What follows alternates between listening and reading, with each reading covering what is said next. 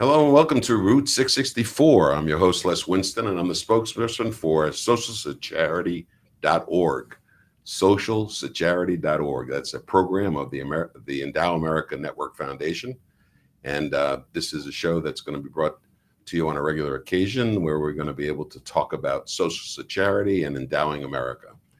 And I'd like to start off with my monologue this morning, and I would like to tell everybody that is not in this class of people to please not listen. This is totally discriminatory. I want to talk to only certain people out there, and if you're not in this class, I don't want you to listen. Okay, and the class that I want to speak to right now are 13-year-olds. That the class of 2026? That's class of 2025 or 2026. Yeah, both of you. Either way. Point is that they are 13 years old. You're 13 years old. You are 13 years old, and you're probably in middle school, maybe 7th or 8th grade. You're going to be inheriting this country. There are 4 million of you out there that are Americans and more around the world. But you have the fate of the future, of your own future, in your hands. And I want to give you a phrase that is a phrase you want to remember and rely on and pass on to other 13-year-olds and make this the way of life, because this phrase is very important. I want you to pay close attention to the words and keep them with you at all times. And those words are 664, not war. 664, not war. Now, this show is called Route 664. So what is 664? 664 is something that Congress gave us in their infinite wisdom 50 years ago. And I'm talking to you as my dad talked to me when I was 13, facts of life. And I'm not talking about the birds and bees.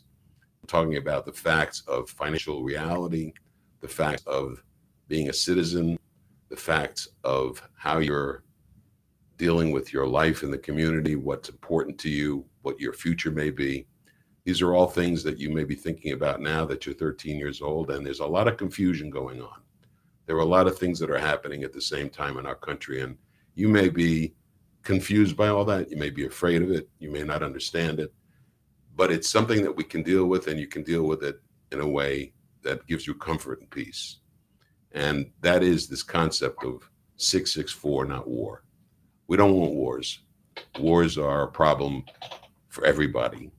But let's go back to 664. That is a way for you to make your future better. It is a way for you to make sure that when you reach retirement age, that you'll have retirement funds available. It's a way for you to take care of needs that you may have during your lifetime. And it was given to you in the law, and you need to take advantage of it as soon as you can. You can look this up, obviously, in textbooks, but I want you to get the feeling of what social charity and 664 means to you. And I'd like you to go to the website, socialsecharity.org. There'll be a section there that you can sign into that's strictly for you. Nobody else, nobody that's not 13 will be able to sign in. So I want you to realize how important this private conversation is that we're having. So let's talk about war, because war is not only wars between countries. Those are devastating, and those events, lives are lost, limbs are lost, families are broken up, countries are in upheaval. Oh no! And that's not the way we want to go into the future. That's not what the future should hold for any of us. But wars are not only between countries. Wars can be very individual. They can be very close to home. If you think about the issue of guns in schools and things that have happened in the past where students have taken other students' lives, that's a form of war as well. The upheaval in the streets, riots, civil commotion. Those are wars. Even wars between people with regard to their ideas, what they think is important, and how that is in direct contrast with what other people think are important. So war is not something that we want. And the way to stop war is through 664. 664 is a bargain that the federal government gave to us, which says that if you do something good for charity while you're alive, for charity, for others, if you do something philanthropic, if you do something to serve the community, you'll get lower taxes while you're alive. And so you, as a 13-year-old, as a young person, you have a long future ahead of you, and you have a lot of issues that have to do with how you get money, how you keep your money, how you invest your money, how you spend your money. And those are all part and parcel of this lesson today. We as working people, whether you're an entrepreneur or you work for somebody, or work for an entrepreneur, whatever if you're an inventor, if you're an artist, whatever it is that you're doing with your life, the idea is that you don't want to waste anything. Waste is a problem, and waste occurs in a lot of different places. There's waste at the highest level, and there's waste at the lowest level. So you can determine whether or not you want to waste the efforts that you're making. Do you want to waste money that you earn? A lot of people think that some of the things you'll be inheriting won't be there, and a lot of waste is occurring. People talk about whether Social Security is going to be there in the future, whether Medicare will be there in the future, whether Medicaid will be there in the future, whether the government will be able to provide things that it provides now for people who need help. Will that be there in the future? And that's something that you can help to solve, because we can work together starting at age 13 to create some additional funding for the needs of the country, the social needs of the country. So this all has to do with whether you consider yourself to be a giver. Do you think that you have what it takes to offer something to the community? Is there a way for you to serve the community that is beneficial to those people around you? You can also start to create your own charitable foundation for later in life, when after you're gone, you could leave a legacy behind. You can utilize 664 and social charity to help community services right now, to help others see how to work within the system. So this phraseology, 664, not war. This is our personal secret. 664, not war. The idea is, if we build enough charitable wealth in the country, and we pass on enough charitable wealth from generation to generation, we will be able to take care of the needs of our communities and the needs of communities around the world. And maybe we can eliminate wars, and maybe we can eliminate those kinds of hardship. You can start now at age 13. Go to the website, socialcharity.org. Put in your date of birth. I think we'll have that as a way for you to enter, so that we know that you're 13. Because we don't want any 14-year-olds. We don't want 15-year-olds. And we don't want your parents to see this either. Only you. So you need to get a handle on the purposes behind 664 and how it can stop war.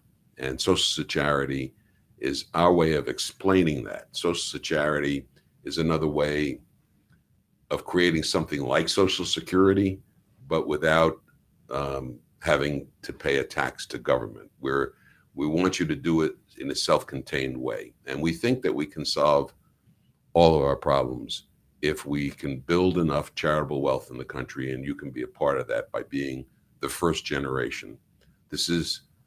You're the first generation that this is being explained to in this way. You're very privileged as the 13-year-old that's listening to this. And again, nobody older, nobody younger, only you. If you're 13 years old, you are the leader of the next wave.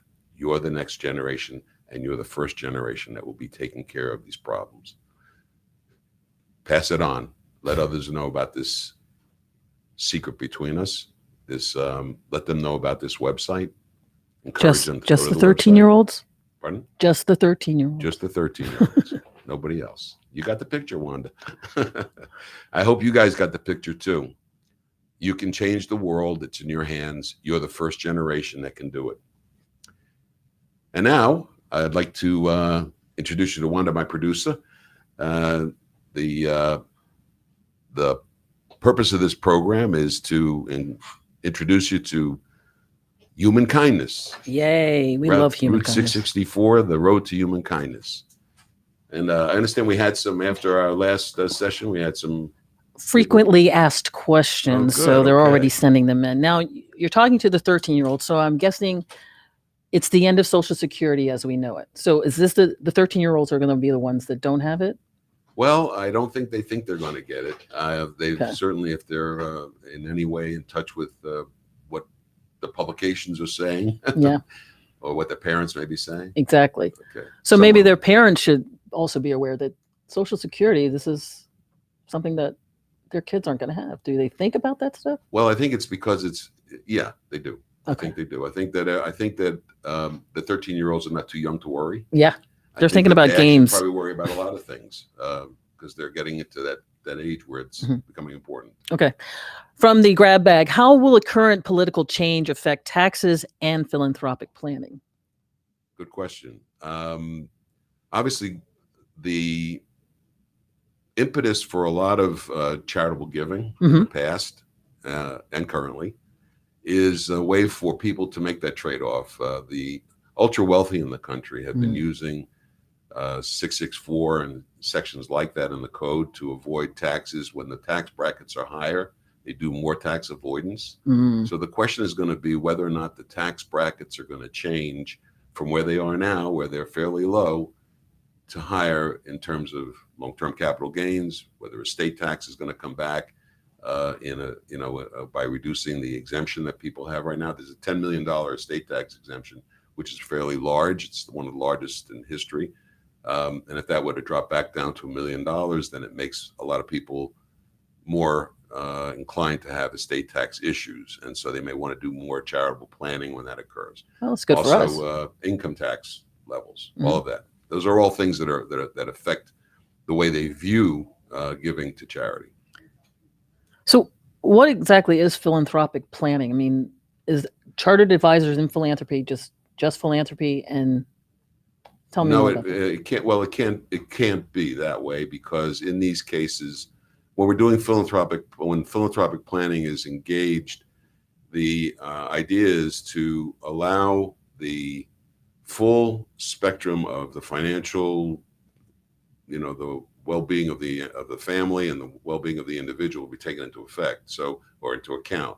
So in order to do that, the information has to be very broad-based. You have to know a lot about the individual. Yeah. I mean, if the advice to someone is that it's in their best interest to set up a charitable remainder trust and put $1 million worth of property into a charitable remainder trust, then you have to know that they can afford to do that, and it's not going to impair their lifetime, because they're actually giving away the property, even though they may not be giving away the use of it. I think that's a really important aspect of philanthropic planning. Is it's not just a matter of planning what you're going to give to charity and never see again. Okay. And I think that's important. This is about planning to use what you give to charity for your benefit while you're alive, and then at your end of your life, it would go to charity. So you get the use of it while you're alive, and you end up giving the property to charity. There are ways to tailor that to the individual situation, and where you're using non-cash assets in general. Philanthropic planning, long-term philanthropic planning, does involve using more non-cash assets than cash assets. So philanthropists don't necessarily give money. Correct. They don't Gotcha. necessarily give their cash, Right. so to speak. Although cash it's on nice. hand. Though a lot of philanthropists are giving their stock, Okay. corporate stock. That I'm talking investment stock, Mhm. not stock in their own corporations. What we're talking about in philanthropic planning does involve more involve more complicated. Let's put it that way. More complicated kinds of giving because they deal with how trusts are created and how they're set up for the future, because that's the crux of it. In other words, the nuances in the charitable planning sphere are something that needs to be understood very well. Otherwise, you can create some problems. You don't want to create, non-charitable issues. You don't want to create tax issues for anybody. So, yeah. So, what can you do? This is a very good question. What can you do if you don't have money to donate to a charitable organization? Well, you can certainly donate your time. That is a valuable commodity. That's very, very, very valuable commodity. Volunteerism needs to be looked at very seriously by everybody, and even the people that I was talking to before, that class of people, the only class of people, that 13-year-old, that person needs to think about how to volunteer in the community, because they probably don't have money to give at this point.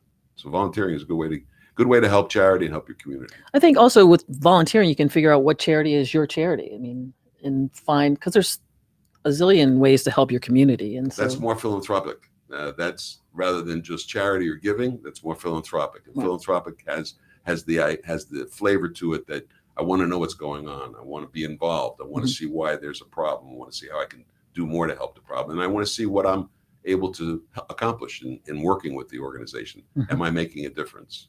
Okay. Who will lead family philanthropic efforts in the future and perhaps in the next generation? Good question. 13-year-olds. Oh.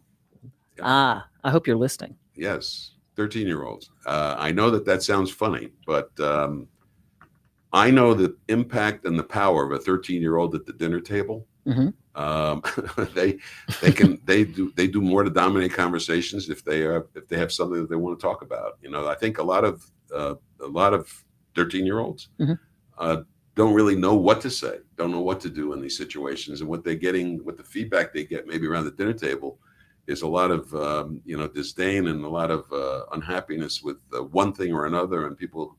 I mean, listen, there's fighting going on at Thanksgiving tables where people are banned from the family. So we need to get more into the era of human kindness. This is about human kindness, and I think 13-year-olds are the forebearers of that era of human kindness. I think it's really important that they look at that. So philanthropy is going to come from the young, not just and probably more so as you take them through the generation. They're going to become more and more important, so that by the time 30 years passes, let's say in 2050 or 2051. Yikes! Yeah, it's a long time from now. Maybe flying cars, man. Maybe their work in the social charity and 664 concept have created enough charitable wealth in the country to have reduced the national debt, to provide so that most of the community services that they get in their communities are endowed, that they don't have to worry about fundraising. These are all things that this first generation can accomplish. It's a really, really powerful time for them. And I think the time is right. You should be the first generation that's going to change things. I would think if you start now, you can be a lifelong, it just stays with you. Once you start your philanthropic life. What you create is beneficial for you. Right. So you're creating a long-term investment in yourself and in the community, and feeling great about it because you know that it's safe, it's protected, it's not controlled by anybody else. As your own trustee and your own beneficiary, you have the right to do everything that you want to do within that that ownership sphere. So you've really done something great. And that brings me to the last question, which you may have answered, but I'm going to ask anyway. What is the time frame for giving? Should they give now, throughout their lifetime, or in perpetuity? Well, obviously, the end result of 664 and social charity is the plan is for that to be giving in perpetuity, so that every individual can be significant. Everybody can be significant. Whether you're ultra rich or not ultra rich, you can be significant. And by significant, I mean you're leaving behind something that will be doing something forever. And that's what endowment is about. Real endowment is the permanent funding of something in perpetuity. Okay. That's the best way. That's the ultimate gift. Giving now is important as well, because most of the nonprofits today are having a lot of difficulty. It was very interesting, just as a side story. The pandemic has caused a lot of problems for charities. It's caused a lot of problems for example, everyone. I was reading about the epilepsy. I think it's the Epilepsy Foundation. But this is how it's all intertwined. I want you to see how everything plays into each other. Everything affects everybody. Yeah. It's like the butterfly flaps its wings and there's a tidal wave somewhere. We're all related. We're all related. Kind of thing. Exactly. But just think about this. The Epilepsy Fund was receiving over $1 million a year from seatbelt violations in the state of Florida. If you got a ticket for a seatbelt violation, $5 of that fine went to the Epilepsy Fund. Well, it makes it not so bad then. Well, I feel a little better about that. A lot of people, the way that the seatbelt law is now, most people are adhering to the seatbelt law. Definitely, so what happened was their revenue dropped considerably by relying on a state function for their income. They're being affected by people's change in the way they, get into their car and buckle the seatbelts. Then add to that the pandemic, put on a mask, kept people off the road. So the police can't give as many tickets for seatbelt violations because not many people are driving, and that really creates a problem for that nonprofit organization, and they're having difficulty surviving because of that change. So our theory is the theory of the 13-year-olds out there right now who are listening 664 not war, folks. 13-year-olds, 664 not war, is that through social charity, you can provide for that epilepsy issue by leaving behind enough funds so that eventually yours, combined with others, will endow that organization so that the money will always be there, whether people get their seatbelt tickets or not. And that's what we need to accomplish.